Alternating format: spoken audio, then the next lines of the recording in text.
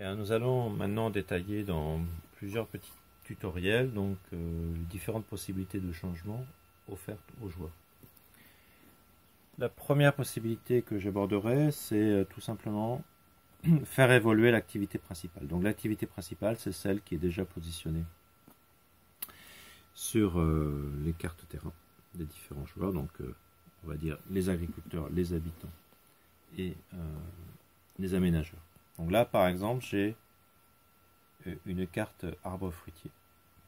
Si on la compare avec les arbres fruitiers présents sur le plateau, par exemple celle-ci, on voit que cette carte-là, c'est de l'irrigation gravitaire, donc il faut 6 unités d'eau.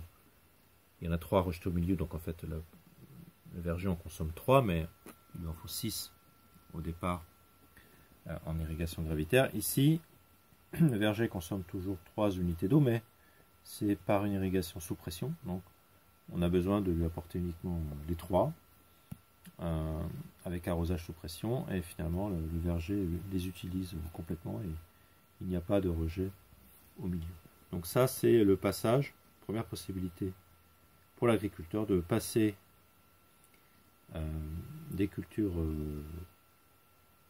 arrosées en gravitaire à un arrosage sous pression. Une autre possibilité qui est offerte, donc au passage, je précise que vous avez les informations bien sûr sur l'eau, mais aussi les informations économiques. Là, on voit que qu'est-ce qui change par rapport à la carte en gravitaire, c'est que le coût est toujours le même, une pièce. Par contre, le revenu est de 4 au lieu de 3. Et vous voyez qu'il n'y a plus besoin de jetons de temps, parce qu'il n'y a plus de temps à consacrer à l'irrigation gravitaire, à l'entretien de la parcelle pour permettre à l'eau de circuler sur toute la parcelle, au temps nécessaire au respect des tours d'eau, etc. Donc l'agriculteur au passage récupère ce jeton de temps qu'il avait positionné sur la carte arbre fruitier en gravitaire.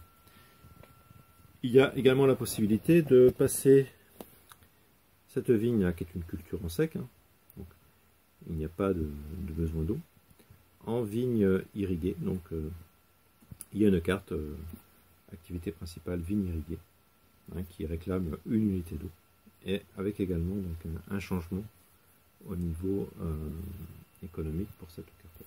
Donc voilà la première possibilité, et je dirais que